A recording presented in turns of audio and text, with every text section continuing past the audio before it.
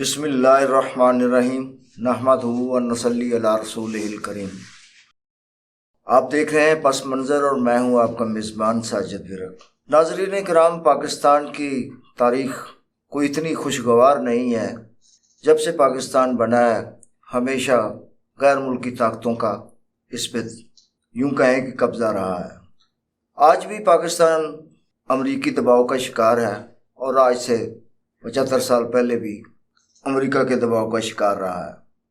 یوں لگتا ہے کہ اس وقت 4 اپریل 1979 کی تاریخ جو ہے دہرانے کی کوششیں کی جا رہی ہیں۔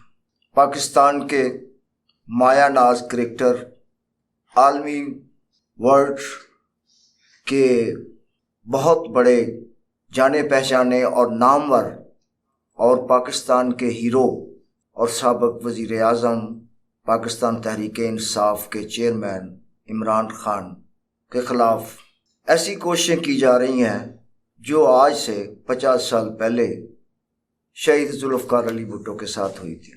شہید ذوالفقار علی بھٹو کا ایک جرم تھا کہ پاکستان کو وہ ایٹمی پاور بنانے کا سوچ بیٹھا تھا، تو اس وقت کے امریکی سیکرٹری اسٹیٹ ہینری کسنجر نے ذوالفقار علی بھٹو کو کہا کہ تم اپنے ایٹم بم کے اس منصوبے کو بند کر دو۔ تو ذوالفقار علی بھٹو نے کہا کہ ایسا ہرگز نہیں ہو سکتا۔ اس نے بڑے پر اعتماد لہجے میں کہا کہ میں جو فیصلہ اپنے ملک کی بقا کے لیے کر چکا ہوں میں اس سے ہرگز دستبردار نہیں ہوں گا۔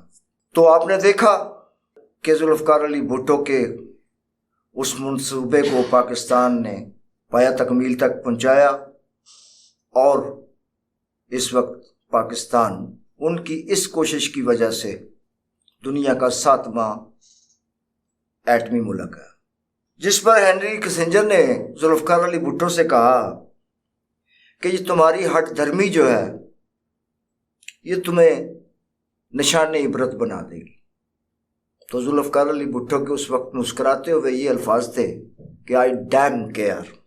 یہ وہ جذبہ تھا اس کا، وہ عزم تھا اس ملک کے لیے کہ اس نے اپنے آپ کو سولی پہ چڑھوا لیا لیکن کمپرومائز نہیں کیا۔ اب وہی تاریخ جو ہے وہ عمران خان کے ساتھ دہرانے کی کوششیں کی جا رہی ہیں۔ اس وقت بھی جب ذوالفقار علی بھٹو شہید کو تختہ دار پر لٹکایا گیا تو وہ امریکہ نے خود آ کے نہیں لٹکایا تھا، اس میں پاکستانی عدالتوں کا سہارا لینا پڑا، پاکستانی اسٹیبلشمنٹ کا سہارا لینا پڑا، اور ان لوگوں نے واقعی ہینری کسنجر کے مطابق ذوالفقار علی بھٹو کو عبرت کا نشان بنا دیا۔ اور یہی اب سلسلہ جو ہے اس وقت عمران خان کے خلاف جاری ہے۔ سائفر ایک قسم کی دھمکی ہے جس پہ عمران خان کو ایک کیس سے بیل آؤٹ کرنے کے بعد فوری طور پہ اس کو سائفر کیس میں اریسٹ کر لیا گیا ہے۔ تو اب عوام کو یہ سوچنے کی ضرورت ہے کہ اس وقت بھی امریکہ نے ذوالفقار علی بھٹو کو دھمکی لگائی تھی اور اس کے نتیجے میں ذوالفقار علی بھٹو کو شہید ہونا پڑا، اور یہ سائفر کے معاملے میں بھی جو دھمکی ہے یہ عمران خان کو تختہ دار تک پہنچا سکتی ہے، لیکن ایسی روایت پاکستان کے اندر پیدا نہیں ہونی چاہیے۔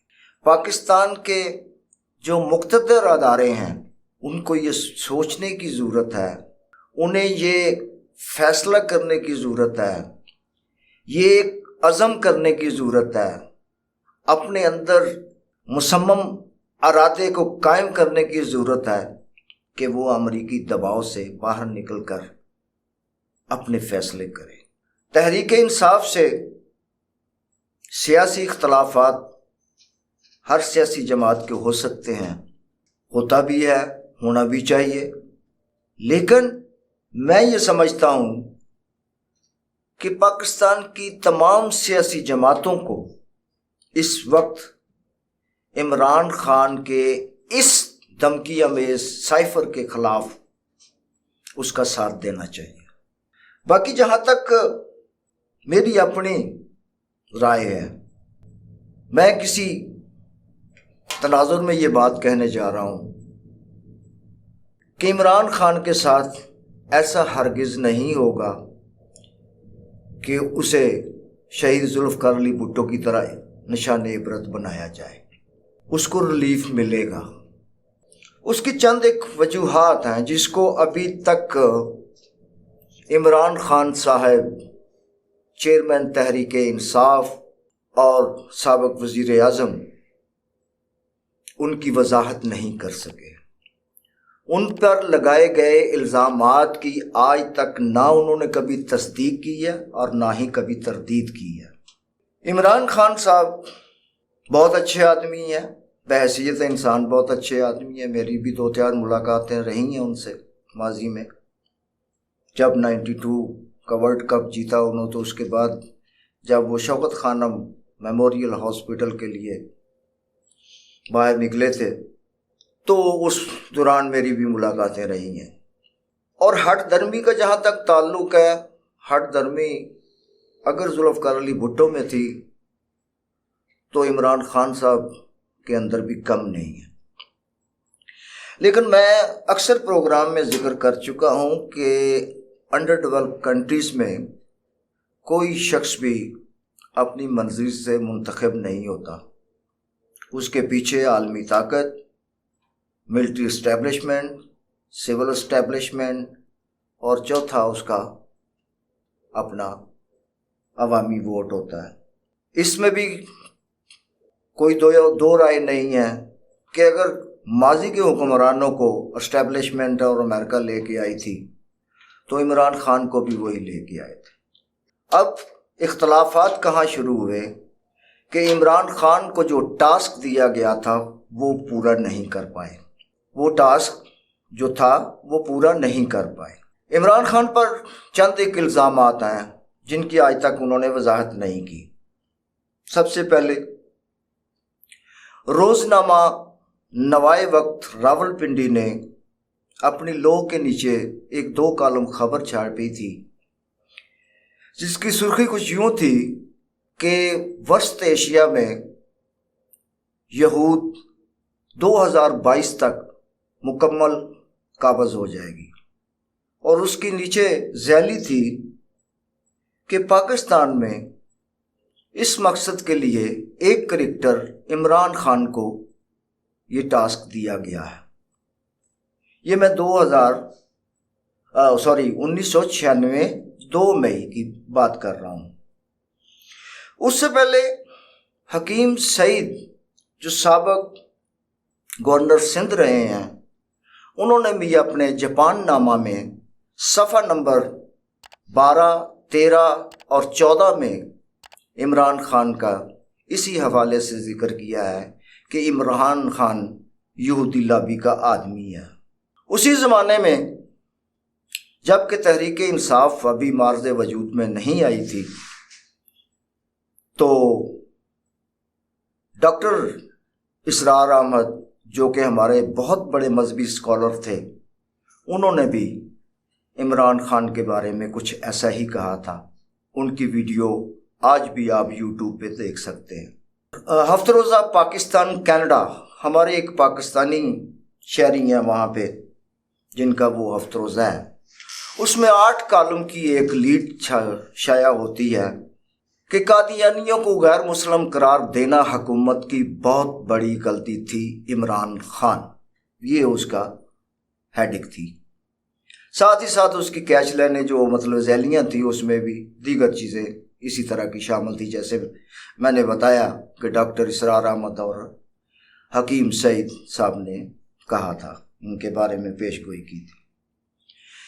پھر اس کے بعد بھارت میں جب گئے ہیں یہ انڈیا، تو وہاں سونی کا ایک پروگرام ہے رجت شرما کا، عوام کی عدالت، تو اس میں جب انہوں نے عمران خان سے پوچھا کہ خان صاحب آپ کے بارے میں یہ پتہ چلا ہے کہ یہ جو کینسر ہاسپٹل آپ نے بنایا ہے شوکت خانم कैंसर हॉस्पिटल जो अपनी माँ के नाम पे बनाया है, ये जमाइमा खान के वालिद ने अपनी मेडिसिन का एक्सपेरिमेंट करने के लिए आपको ये टास्क दिया था और उसके लिए आपने ये हॉस्पिटल तामीर किया है। तो खान साहब का जवाब ये था कि इसके बारे में आप सवाल ना ही करें तो बेहतर है। तो गोया कहने का मकसद ये है कि इमरान खान साहब जो हैं वो इन तमाम इल्ज़ामात की जो जिसने भी लगाए हैं उनकी आज तक ये ना तो तस्दीक कर सके हैं और ना ही तरदीद कर सके। मुझे इससे कोई फ़र्क नहीं पड़ता वो किस मसलक से या किसी भी मकतबा फ़िक्र से ताल्लुक़ रखते हों, लेकिन वो पाकिस्तानी शहरी हैं, वो हमारे हीरो हैं। मैं ये कभी नहीं चाहूँगा कि उनको अमरीकी दबाव पर इबरत का निशान बनाया जाए। हमारी अदालतों को होश के नाखून लेने चाहिए। जो मुकदमात उन पे बनाए गए हैं जिनका सिरे से कोई ताल्लुक़ नहीं है उनको खारिज करना चाहिए। लेकिन एक बात मैं दावे से करना चाहूँगा कि इमरान खान साहब बिल्कुल छूटेंगे और रिहा होंगे। जुल्फ़िकार अली भुट्टो जैसा सलूक उनसे नहीं होगा। जिन लोग की इमा पर वो पाकिस्तान में मुंतखब किए गए थे वो सिर्फ़ और सिर्फ अभी इनको रगड़ रहे हैं।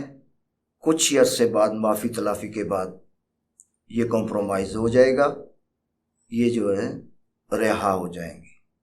लेकिन अगर ऐसा नहीं होता तो कौम को इमरान खान का साथ देना चाहिए। तमाम सियासी जमातों को जो है उनकी के अमरीकी दबाव की वजह से उनकी जान चली जाए, इस हवाले से सबको मुत्तहिद होने की ज़रूरत है। अगर ऐसा हुआ तो मैं नहीं समझता कि पाकिस्तान में आइंदा कोई जमहूरियत का नाम भी लेने वाला रहेगा। अगर ऐसे हालात हुए तो जैसा कि हमारे दोस्त अंसर अली अंसर ने कहा है अपनी एक नज़म में, रस्म चल निकली तो फिर न रोकी जाएगी, रफ्ता रफ्ता सुए मक्तल शहर सारा जाएगा। तो बात यह है कि हमें अब सोचने की ज़रूरत है, हमें अमरीकी गिरफ्त से बाहर निकलने की ज़रूरत है और उसके लिए तमाम सियासी जमातों को मुत्तहिद होने की ज़रूरत है। और ये वक्त है, पाकिस्तान कुर्बानी मांग रहा है उन लोगों से, गरीबों के पास तो कुछ नहीं है, जो साहिब हैसियत लोग हैं जिन्होंने इस मुल्क को लूटा हुआ है। वो अब पाकिस्तान को, मैं पहले भी 2009 में भी बड़े हालात ख़राब थे मुआशी, तो उस वक्त भी मैंने कहा था कि खुदा का वास्ता है, ठीक है तुम लोगों ने लूटा हुआ है, लेकिन बाहर से लेने की बजाय जो कर्जा लिया हुआ है इसी तरह आप पाकिस्तान के स्टेट बैंक ऑफ पाकिस्तान को दे दें, तो पाकिस्तान जिस तरह उधर इन कर्ज की अदायगी कर रहा है इसी तरह आपको वापस लौटा देगा। पाकिस्तानी कौम आपका पैसा नहीं खाएगी। लेकिन ये ऐसे बेगैरत लोग हैं कि इन्हें सिर्फ लूटने का फ़न आता है, देने का फ़न नहीं है, देने के अंदर देने का हौसला नहीं है। अगर मैं दावे से कहता हूँ अगर ये अपनी ज़कात निकाल लेना तो पाकिस्तान के अंदर कोई शख्स भूखा नहीं रहेगा। ये तो अपने वर्कर्स को अकोमोडेट करने के लिए तड़पता हुआ हस्पतालों में मर जाता है, लेकिन उसे सिर्फ फ़ोटो सेशन के लिए देखने चले जाते हैं, लेकिन उनकी माली मदद नहीं करते। बिलाखिर वो मौत का मज़ा चखने के लिए मजबूर हो जाता है। तो इन्हीं अल्फाज के साथ मैं आपसे इजाज़त चाहूँगा, क्योंकि इमरान खान के हवाले से जो मैं देख रहा हूँ, जो मैं सियासी बसीरत जो जितनी भी मेरी है उस हवाले से मैं जो देख रहा हूँ, या लोगों के जो तज्ज़िये मेरे सामने आ रहे हैं, या वकला की जो डिबेट्स मेरे सामने आ रही है, उसके तनाज़ुर में मैं इस वक्त बहुत ही रंजीदा हूँ कि कहीं ऐसा ना हो कि इमरान खान को जुल्फ़िकार अली भुट्टो की तरह तख्ता-ए-दार पर लटका दिया जाए। तो खुदारा कौम को मुत्तहिद होने की ज़रूरत है اگر آپ متحد ہوں گے تو پاکستان ہوگا، اور وہ پاکستان نہیں ہوگا تو ہم بھی نہیں ہوں گے۔ ہم آج بھی غلام ہیں، آج سے 76 سال پہلے بھی رہیں گے۔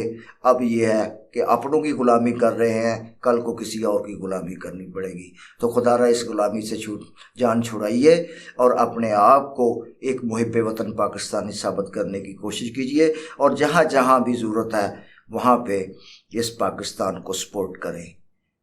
انہی الفاظ کے ساتھ میں آپ سے اجازت چاہوں گا۔ اللہ حافظ۔